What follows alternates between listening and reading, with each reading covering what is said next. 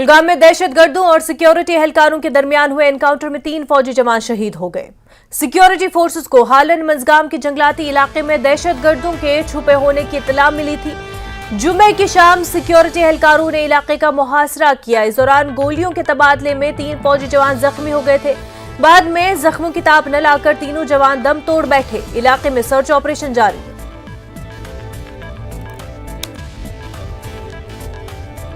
वहीं जिला बांडीपुरा का रहने वाला फौजी एहलकार वसीम कुलगाम के जंगलाती इलाके में कार्रवाई के दौरान एनकाउंटर में शहीद हो गए। फौजी एहलकार के अहले खाना, रिश्तेदार और इलाके में गम का माहौल देखा जा रहा है।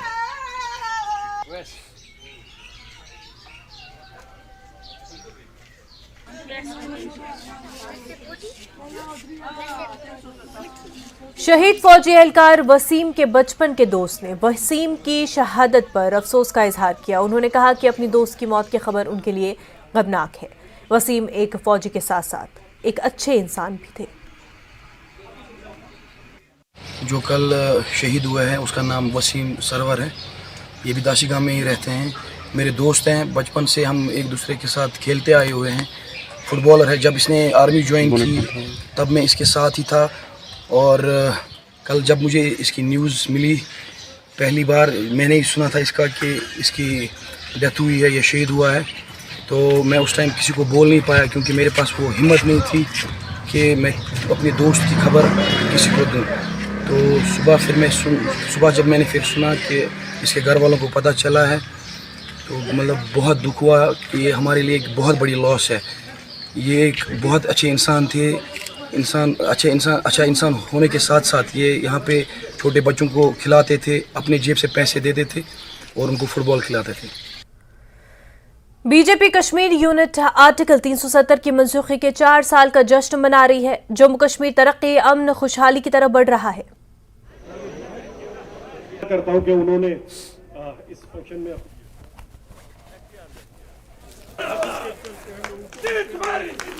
हुआ ये वक्फ बोर्ड कश्मीर के हमदर्द, कश्मीरियों के हमदर्दों ने सिर्फ कफन बेच के कफनों पे और हमारे नौजवानों के लाशों पे यहां पे पॉलिटिक्स की। आज भी वो वही चाहते हैं। इस स्टेज से आप मेरे सारे भाई बैठे हुए हैं। आज हर एक कश्मीरी यहां पे गवाह है कि हमारी लाशों पे हमारे लीडरों ने पॉलिटिक्स की और हमें धोखा देते रहे, खुद ऐशो आराम में रहते रहे, हमारी गरीब मां, बहन, बेटी और बच्चों को मारते रहे और खुद को लीडर कहते रहे, हमारे हमदर्द कहते रहे। आज भी वो वही चाहते हैं।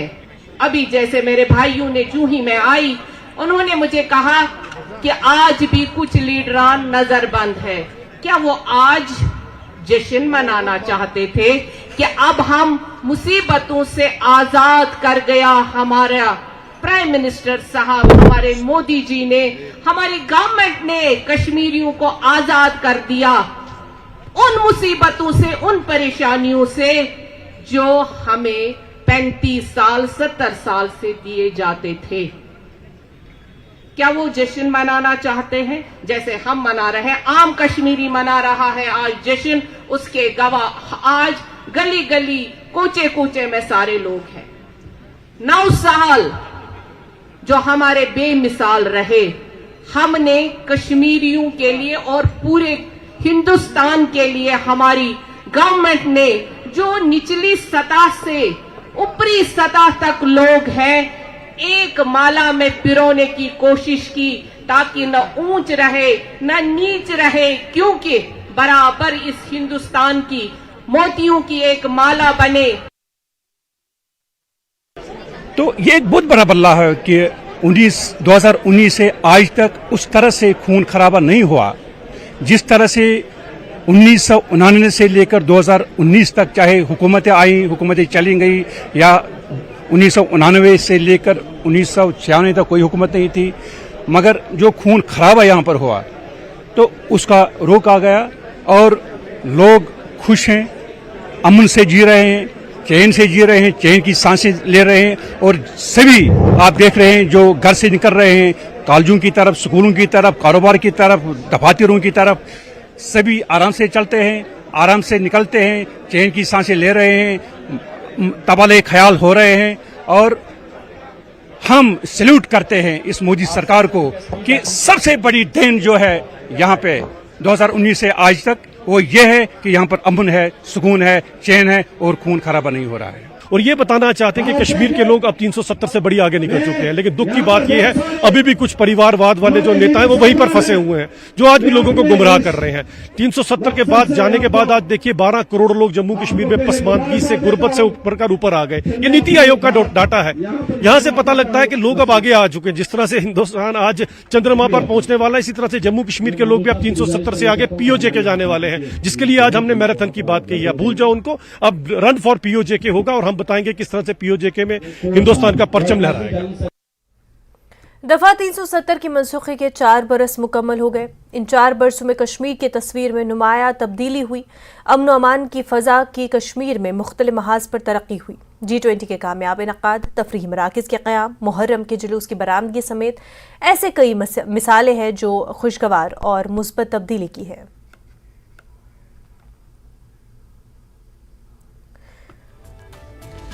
तो आपको बता दें कि आज यानी 5 अगस्त को दफा 370 की मनसूखी के 4 साल मुकम्मल हो गए हैं।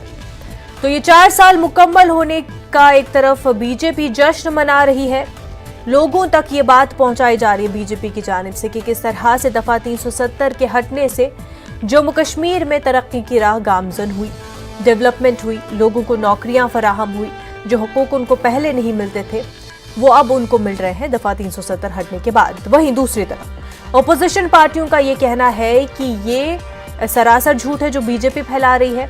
न सिक्योरिटी सूरत हाल में बेहतरी आई है, न कोई डेवलपमेंट हुई है। और ओपोजिशन का ये भी कहना है कि ये एक फसाड है जो नॉर्मलसी के नाम पर बताया जा रहा है, वरना जिस तरह से टारगेट किलिंग्स हुई है, जो चाहे माइनॉरिटी को टारगेट किल किया जा रहा है या फिर बाहर से आने वाले नॉन लोकल जो लेबर्स कश्मीर में काम करते हैं उनको टारगेट किया गया। ये एक पैटर्न जो है जम्मू कश्मीर में पहली बार देखने को मिला जब 370 हटाया गया। तो इस तरह का एक नैरेटिव ऑपोजिशन की तरफ से भी सामने रखा जा रहा है। वहीं आपको बता दें जहां बीजेपी अब से कुछ देर में श्रीनगर में एक रैली भी करने वाली है 370 हटने के हक में, जो है बीजेपी की तरफ से प्रदर्शन श्रीनगर में किया जाएगा। तो दूसरी तरफ पीडीपी चीफ ने भी श्रीनगर में एक रैली निकालने की परमिशन मांगी थी। उस परमिशन का कोई जवाब नहीं आया था। ये मुखालफत में ये रैली पीडीपी करने जा रही थी श्रीनगर में, लेकिन उसका कोई जवाब नहीं आया।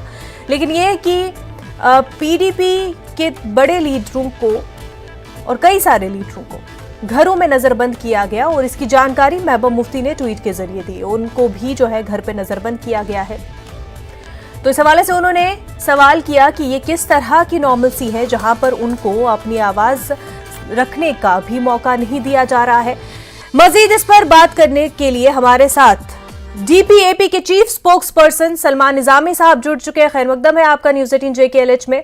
निजामी साहब, डीपीएपी की जब बात आती है तो अक्सर ये कहा जाता है कि डीपीएपी का जो स्टैंड है 370 को लेकर के वाज़ेह नहीं है, क्लियर नहीं है। तो आज के मौके पर जब 4 साल मनसूखी को मुकम्मल हो चुके दफा 370 के डीपीएपी का क्या इस पर स्टैंड है, बताएं। गुलाम नबी आजाद साहब हैं, जब आर्टिकल 370 अगस्त 5, 2019 को हटा तो leader of the opposition Ghulam Nabi Azad साहब थे और उन्होंने सबसे पहले वहां पार्लियामेंट में नीचे बैठ के प्रोटेस्ट किया और ये कहा, वहां प्राइम मिनिस्टर ऑफ इंडिया और होम मिनिस्टर ऑफ इंडिया भी वहां मौजूद थे, ये कहा कि ये अनकॉन्स्टिट्यूशनल है, जम्मू कश्मीर की आवाम को आपने कॉन्फ्रेंस में लेना चाहिए था और उनके बगैर पूछे आपने ये फैसला लिया। और अगर जिस तरीके से क्लेम किया जा रहा है कि नॉर्मलसी आ चुकी है, तो होम मिनिस्टर ऑफ इंडिया ने पहले भी ये कहा था कि अगर जम्मू कश्मीर में नॉर्मलसी आती है तो हम स्टेटहुड रिस्टोर करेंगे। तो आज 4था साल है, कोई ऐसी स्टेटमेंट होम मिनिस्ट्री से नहीं आई कि भाई हम स्टेटहुड रिस्टोर करेंगे। अगर हालात की बात करें तो यही दावा किया गया था कि आर्टिकल 370 के हटने के बाद जो है मिलिटेंसी जो है वो खत्म हो जाएगी। लेकिन आपने हाल ही में देखा जिस तरीके से सिलेक्टिव किलिंग्स हुई, हाल ही में एक आर्मी के जवान को किडनैप किया गया, जम्मू के पुंछ और राजौरी इलाके में डांगरी का हादसा आपने देखा, जिस तरीके से निहत्थे लोगों का कत्ल किया गया। तो मिलिटेंसी जो है वो रुकी नहीं है, मिलिटेंसी है अभी भी। और जो दावे किए गए थे कि तरक्याती काम होंगे, लेकिन आपने देखा श्रीनगर स्मार्ट सिटी G20 की मौजूदगी जब हुआ, वो G20 की डेलीगेशन आई G20 की, और 1 घंटे के लिए बारिश होती है तो पूरा श्रीनगर जो है बारिश में डूब जाता है। तो इसलिए यहाँ इलेक्शन होना चाहिए। अगर सरकार दावा करती है कि नॉर्मलसी हमने रिस्टोर की, तो उस पर निजामी साहब सरकार का, बीजेपी का ये कहना है कि इलेक्शन के लिए तो हम तैयार हैं, बिल्कुल हमारी तैयारी मुकम्मल है और जल्द ही होने भी वाली है, इलेक्शन कमीशन जल्दी इस पर फैसला लेगा। पर ये बता दें कि जो डेवलपमेंट की बात है वो तो बीजेपी कर ही रही है कि कितनी तरक्की हुई है, पर ये बताएं कि क्या डीपीएपी चाहती है कि 370 बहाल हो? देखिए, डीपीएपी का पहले भी मानना यही था कि आर्टिकल 370 जो है वो एक इमोशनल और सेंटिमेंटल इशू है। जम्मू कश्मीर की आवाम के जो हकूक छीने गए उनकी मर्जी के बगैर, वो गलत है, क्योंकि हम जमहूरी निज़ाम में रहते हैं, जमहूरी मुल्क में रहते हैं, और हमारा आईन हमें इजाजत देता है कि हम अपने फैसले खुद लें। अगर यहाँ चुनी हुई सरकार होती तो यहाँ ये फैसले नहीं लिए जाते।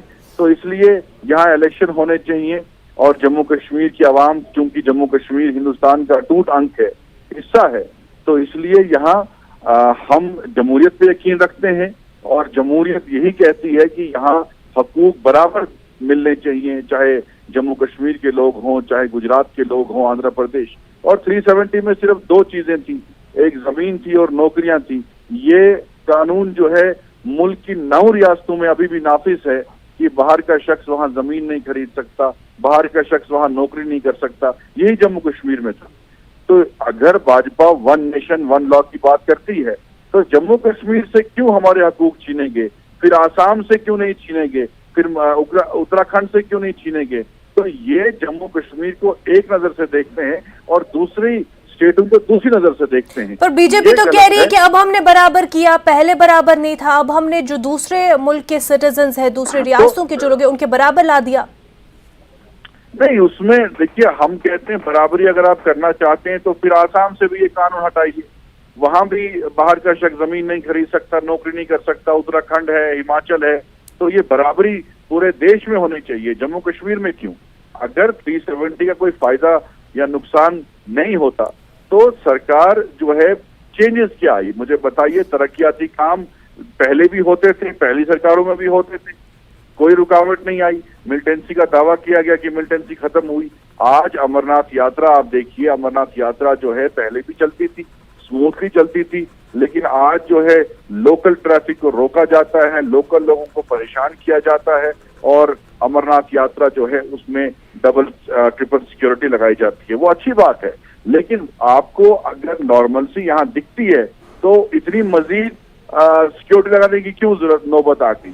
लोकल लोगों को क्यों परेशान किया जा रहा है? तो इसलिए जो दावे किए जाते हैं वो बेबुनियाद साबित हुए।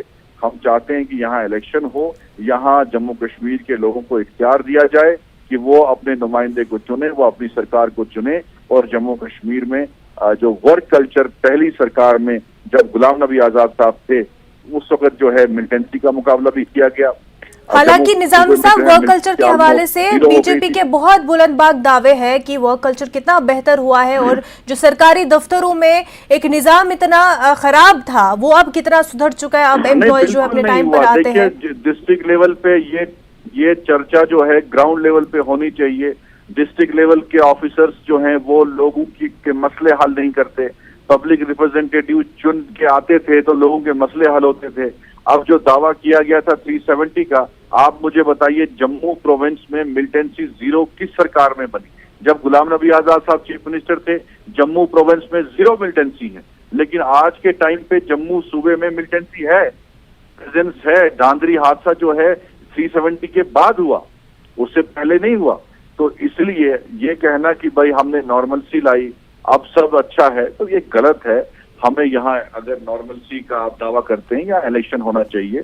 बिल्कुल, और इलेक्शन जो है उसकी बात भी बीजेपी और इंतजामिया की तरफ से किया जा रहा है कि होने वाला है। ये बताएं निजामी साहब, एक जो बात रखी जा रही है और दीगर पार्टियों की तरफ से, अगर हम बीजेपी से हट के दूसरी पार्टियों की बात करें, चाहे पीडीपी हो, नेशनल कॉन्फ्रेंस हो, कह रहे हैं कि हम उनका स्टैंड तो क्लियर है 370 पे, लेकिन अब जब डीपीएपी बात कर रही है 370 पे, तो वो कहीं ना कहीं क्योंकि एक नैरेटिव, एक स्टैंड लिया जा रहा है आम लोगों में, तो इसमें वो कहते हैं कि बहती हुई नदी में हाथ साफ करने वाली बात हो गई है डीपीएपी के लिए। इस हवाले से आपने भी स्टेटमेंट दिया था, और ये कपिल सिब्बल के हवाले से मैं बात कर रही हूँ सर।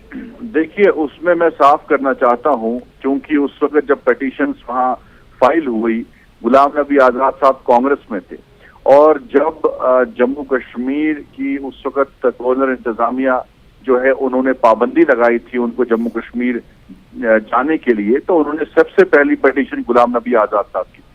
और चूंकि कपिल सिब्बल साहब आजाद साहब के कुलीग भी रहे हैं, G20 जो 23 थी वो इन्होंने मिलके बनाई थी और बहुत क्लोज मित्र हैं, तो मेरे सामने गुलाम नबी आजाद साहब ने उनसे बात की और ये कहा कि कंबाइंड पिटीशन सिर्फ नेशनल कॉन्फ्रेंस की एक पिटीशन सुप्रीम कोर्ट पे नहीं है, वहाँ 20 पिटीशंस हैं, तो उनको कहा गया कि आप जाइए और उन पिटीशंस पे जो है जम्मू कश्मीर की आवाम की वकालत करिए। और ये नासमझगी होगी उन पार्टीज की जो इस वक्त अपने नंबर्स बनाने के लिए कंपटीशन जो है वो कर रहे हैं कि भाई हम लड़ रहे हैं। इसमें जम्मू कश्मीर की जितनी पार्टीज हैं, अगर वो सीरियस हैं तो उनको साथ मिलकर लड़ना चाहिए।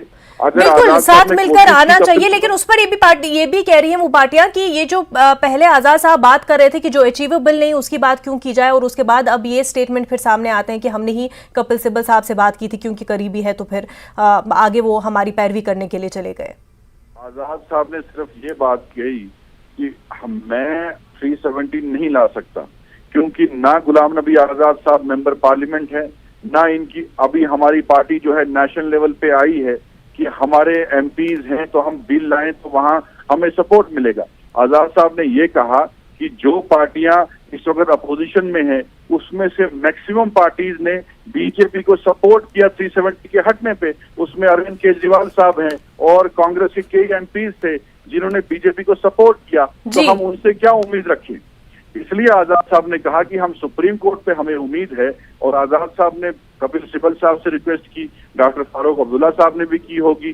तो हर एक लीडर जो है कोशिश कर रहा है, उसमें सिर्फ नेशनल कॉन्फ्रेंस नहीं लड़ रही है, उसमें करण गोपीनाथ जो आईएएस थे उन्होंने भी इस्तीफा दिया, उनकी भी कुर्बानी है। बहुत तो चलिए, सभी पार्टीज जो है अपना अपना मौक़िफ़ रखे हुए हैं, अपना स्टैंड लिए हुए हैं, और तमाम जो अपोजिशन पार्टी उनका ये कहना है कि वो स्टैंड लिए हुए हैं और सुप्रीम कोर्ट में कहीं ना कहीं वो एक तमाम पिटिशंस के साथ ही खड़ी हुई है। कोई इंडिविजुअल जो है इस मामले में आगे नहीं गया है। ये पार्टी जो है सुप्रीम कोर्ट का दरवाज़ा खटखटाई है। सलमान निज़ामी साहब, हमारे साथ बात करने के लिए आपका बेहद शुक्रिया। तो इस वक्त की बड़ी खबर आपको पाकिस्तान से बता दें, तोशाखाना केस में इमरान खान को 3 साल की सजा हुई है। इमरान खान 5 साल के लिए नाअहल करार दिए गए हैं। 1 लाख रुपए का जुर्माना भी आयद किया गया है। पीटीआरआई सदर और साबिक पीएम इमरान खान को सजा सुनाई गई है। 5 साल तक इलेक्शन नहीं लड़ सकते हैं। अब डिस्ट्रिक्ट एंड सेशन कोर्ट ने यह फैसला सुनाया है। आपको ये पाकिस्तान से बड़ी खबर बता रहे हैं। इमरान खान की मुश्किलों में काफ़ी इजाफा हो चुका है, बल्कि आपको बता दें कि इमरान खान को 3 साल की सज़ा सुनाई गई है। तोशाखाना केस में ये 3 साल की सज़ा सुना दी गई है। वहीं 5 साल के लिए इलेक्शन लड़ने में नाअहल करार दिया गया है।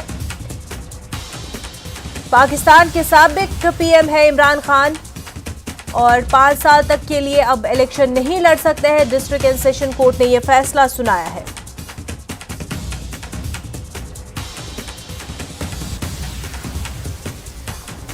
तोशाखाना केस में डिस्ट्रिक्ट सेशन कोर्ट का फैसला सामने आ चुका है, और ये इमरान खान के हक में बिल्कुल भी नहीं है। इमरान खान की मुश्किलें बहुत ही बढ़ती जा रही हैं, और 3 साल की सजा हो चुकी है। अब 5 साल तक इलेक्शन भी नहीं लड़ पाएंगे इमरान खान।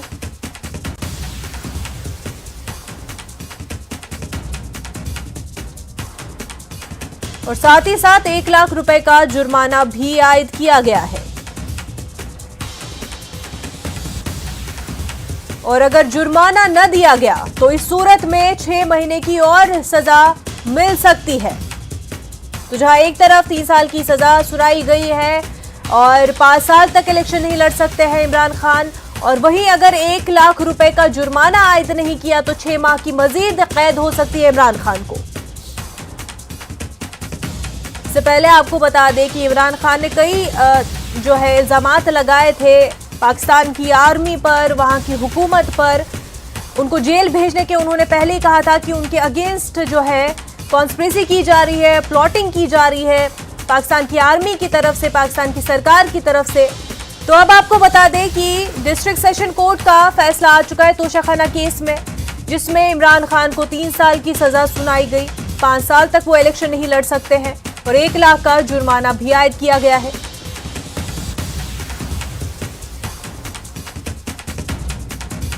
इमरान खान ने इससे पहले आपको बता दें साफ शब्दों में कहा था कि पाकिस्तान की जो आर्मी है काफी पावरफुल है और हमेशा जो पाकिस्तान की सरकार रहती है उसमें मुदाखलत बहुत ज्यादा होती है, बल्कि ये कहे तो बैकडोर्स में पाकिस्तान की आर्मी ही मुल्क को चलाती है, वहां की सरकार को चलाती है। तो ऐसे में इमरान खान का दावा था, ये इल्जाम था कि जो पाकिस्तान की मिलिट्री है वो नहीं चाहती है कि वो पीएम बने, वो सरकार बनाए, और इस वजह से मिलिट्री जो है पूरी कोशिश कर रही है पाकिस्तान की कि इमरान खान को सजा हो, उनको जेल हो। और अब आपको बता दें कि तोशाखाना केस में डिस्ट्रिक्ट सेशन कोर्ट ने उनको सजा सुनाई है 3 साल की और 5 साल तक इलेक्शन नहीं लड़ सकते।